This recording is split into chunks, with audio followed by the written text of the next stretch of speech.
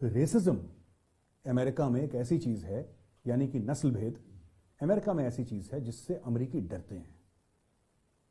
तो जब भी कोई चीनी जासूस अमेरिका में पकड़ा जाता है तो वहां पे कुछ चाइनीज हैं, कमेटी ऑफ द 100 जिसको बोलते हैं, जिनका जिक्र कर रहे थे, ये लोग क्या करते हैं साहब, ये लोग जाके वहां पे बोलते थे नहीं साहब ये तो जासूस है ही नहीं, ये तो चीनी है, इसका रंग पीला नीला जो भी है इसका आपने इसलिए पकड़ा है और ये रंग भेद है, नस्ल भेद है। तो अमेरिकन डर जाते हैं और उसको छोड़ देते हैं। जैसे भारत में क्या होता है, भारत में भी यही चीज होती है।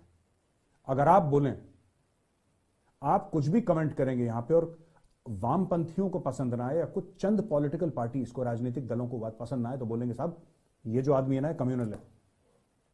उस आदमी ने कम्युनल बात कही नहीं होगी, उसके जहन में, उसके दिमाग में, उसके दिल में कम्युनलिज्म होगी ही नहीं, उसको बोल दिया कम्युनल है। और बोलते रहेंगे सोशल मीडिया में, बोलते रहेंगे, उसके ऊपर प्रेशर डालते रहेंगे जब तक वो आदमी टूट ना जाए और भाग ना जाए। तो ये सब चीजें होती हैं। ये चाइना ऐसे करता है। पाकिस्तान का मैं बताता हूं, ये जो आप देख रहे हैं ये पाकिस्तान का inter services public relations, ISPR बोलते हैं। 1949 में इसको गठित करा गया था क्योंकि 1949 में पाकिस्तान समझ गया था कि झूठ कैसे बोलना है अच्छी तरीके से। ये जो है आईएसपीआर, इसके 2-3 काम हैं। आईएसपीआर पाकिस्तान के मीडिया को कंट्रोल करके रखता है। दोस्तों, हामिद मीर को गोली लगी छाती पे 2, मतीउल्लाह जान को उठा के ले गए। मैं डिटेल में नहीं जाऊंगा क्योंकि मैं नहीं चाहता कि मेरी वजह से, मुझे वैसे ही पाकिस्तान में कुछ ज्यादा ही लोग मोहब्बत करते हैं, तो मैं नहीं चाहता कि मैं कुछ ऐसी चीज बोलूं जिससे और लोग फंसें। लेकिन मेरे पास 100 जर्नलिस्ट की फहरिस्त है जो पिछले 10 या 15 सालों में पाकिस्तान में जो परेशान करे गए हैं, मार दिए गए, गायब कर दिए गए, टॉर्चर करे गए। कभी किसी और दिन मैं प्रोग्राम करूंगा। मैं सिर्फ आपको एक चीज बताना चाहता हूं दोस्तों। कहानी यह है कि जो आईएसपीआर है, बाबर इफ्तिकार मेजर जनरल उसके हेड हैं, पहले आसिफ गफूर साहब हुआ करते थे।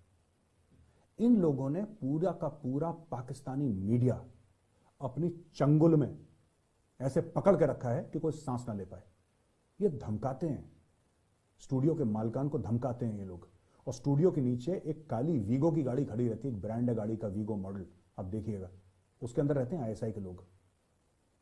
अगर किसी जर्नलिस्ट ने थोड़ी सी ऐसी बात करी जो अच्छी नहीं लगी आईएसआई को या आईएसपीआर को, तो फट से उठा के ले जाएंगे उसको। 3-4 दिन उसकी अच्छी खातिरदारी करेंगे और मारपीट के वापस भेजेंगे कि उसके बाद दोबारा कभी बेचारा मुंह ना खोले।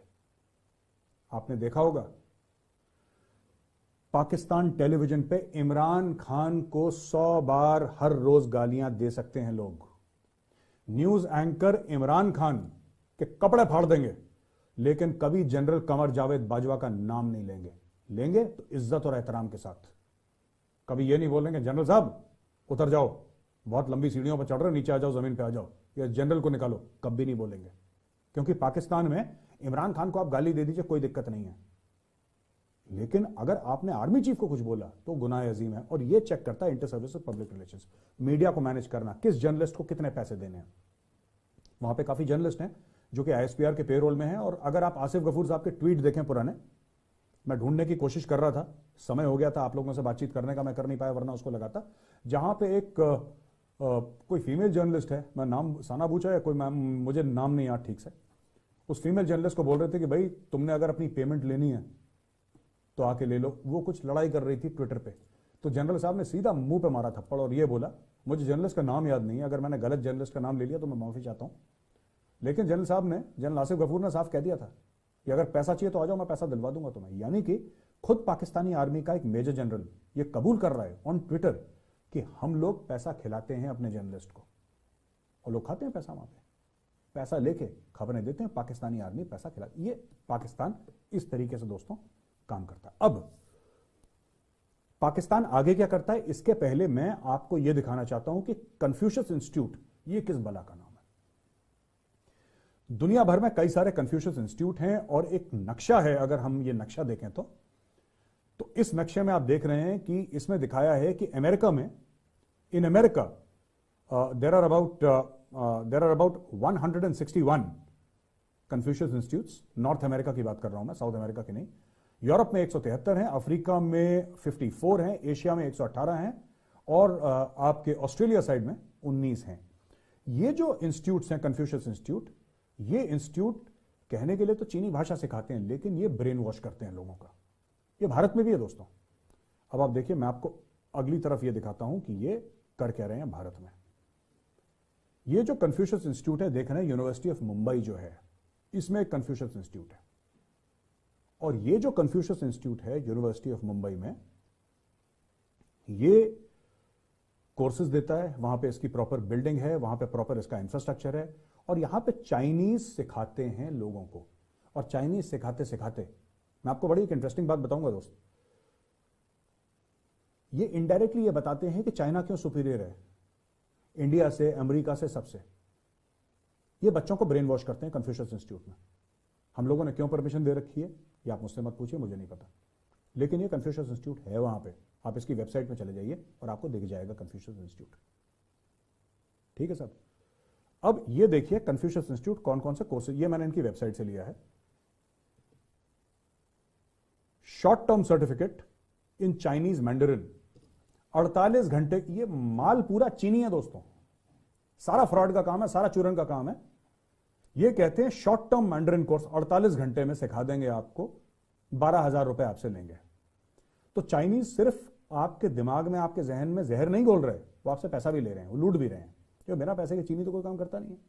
तो भैया चाइनीज आपको लूट रहे हैं। 48 घंटे के अंदर शॉर्ट मैंडरिन का कोर्स करेंगे और आपको, मैं 48 घंटे में हिंदी नहीं सीख सकता कोई, तमिल नहीं सीख सकता, कोई भाषा नहीं सीख सकता, तो चाइनीज कैसे सीख सकता? मैं ये मान के चल रहा हूं कि सारी भाषाएं मुश्किल होती हैं जिसकी वो मातृभाषा नहीं है उसके लिए। अगर कोई मुझसे बोले तमिल या मराठी या बंगाली सीखो, तो मुझे टाइम लगेगा। मैं 48 घंटे के अंदर तमिल नहीं सीख सकता। हो सकता मुझे 1-2 साल लगे, लेकिन ये कह रहे हैं, देखिए, short term certificate 2 in Chinese Mandarin, ये 60 घंटे में आपको 12,000 रुपए लेके सिखा देंगे। फिर चाइनीज मैंडरिन में डिप्लोमा दे रहे हैं, 80 घंटे में आपको 14,000 रुपए लेके सिखा देंगे। फिर चाइनीज मैंडरिन का डिप्लोमा नंबर 2 है, 120 घंटे में 20,000 रुपए लेंगे, तब सिखा देंगे। फिर advance diploma 1 in Chinese Mandarin, 170 से लेकर 180 घंटे में 24,000 रुपए लेंगे। और advance diploma 2 in Chinese Mandarin 170-180 घंटे में 24,000 रुपए लेके। खैर, ये बात हो गई दोस्तों। मैं एक बात पूछना चाहता हूं आपसे, ये चाइनीज सीख के होगा क्या अगर ये सिखा भी रहे हैं? मुझे तो अभी तक ये बात समझ में नहीं आई कि चाइनीज सीख के होगा क्या। देखिए, हिंदुस्तान में तो चाइनीज बोलते नहीं, ना अमेरिका में बोलते, ना यूरोप में बोलते, ना ऑस्ट्रेलिया में बोलते, ना जापान में बोलते। तो चाइनीज सीख के होगा क्या? चाइनीज सीख के तो चाइना में ही नौकरी मिलेगी। तो ये हमारे पीढ़ियों को अपंग बना रहे हैं। मैं ये नहीं कह रहा कि आपको कोई भाषा नहीं सीखनी चाहिए, बिल्कुल सीखनी चाहिए आपको भाषा। You must learn the language, इसमें कोई शक नहीं है मेरे दिमाग में। लेकिन कन्फ्यूशियस इंस्टीट्यूट में दोस्तों, जो ये लोग जहर घोलते हैं लोगों की आंखों में, लोगों की आंखों में धूल झोंकते हैं, दिलों में जहर घोलते हैं, और ये बताते हैं, अगर मैं आपसे पूछूंगा ना कि चाइना मजबूत कंट्री है कि नहीं, चाइना की फौज कैसी है, तो आप में से 80% ये बोलेंगे साहब बहुत तगड़ी फौज है चीन की। क्योंकि आपको बताया गया है, आपके दिमाग में ये इनडायरेक्टली धीरे धीरे धीरे ये बीज बोया गया है, इसलिए आप ऐसा बोलेंगे। पिछले 50 साल में चीन कोई लड़ाई नहीं जीता। 1979 में वियतनाम के साथ लड़ाई हुई थी, वियतनाम ने इतने जूते मारे थे चाइना को कि आज तक चाइना नहीं भूला है। ठीक है, तो ये जो लोग कहते हैं ना कि चाइनीज बड़ी तगड़ी जबान है और बड़ा तगड़ा कल्चर है, ठीक है, जबान तगड़ी है, कल्चर तगड़ा है, इसमें कोई शक नहीं है। लेकिन China is not a military super power. ये चाइनीज ने आपके दिमाग में ये जर्म जो है ना, कीटाणु ये डाल रखा है, कीटाणु बोल रहा है, इसका सच्चाई से कोई लेने देना नहीं। Yes, China is an economic super power, China is an economic super power, इसमें कोई शक नहीं है, लेकिन China is not a military super power.